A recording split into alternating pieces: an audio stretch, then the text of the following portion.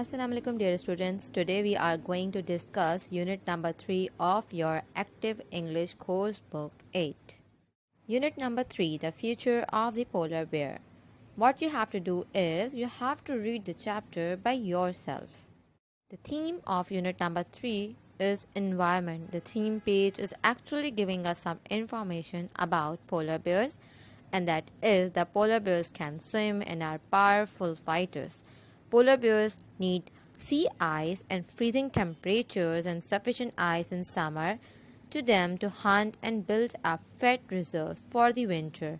Or in a nutshell, you can say that ice is crucial to their survival. The chapter The Future of the Polar Bear is actually accounted by Mary Green.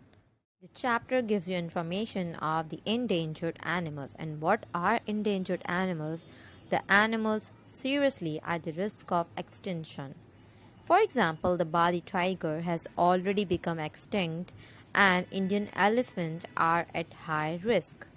Focusing on the polar bear, it gives us reasons for the dwindling numbers. Here, dwindling means gradually diminish in number, such as growth of human communities and the adverse effects of climate change. Some of the specific reasons polar bear finds it difficult to adapt to changing conditions. The sea sheets are shrinking and the thickness of ice has decreased. As the ice decreases, the distances become too great, making difficult for the polar bear to hunt and build up fat reserves for winter. The climate change also affects the indigenous people of the Arctic. Here, indigenous means native people. The bear also depends on snow caves, which is the bear's breeding grounds.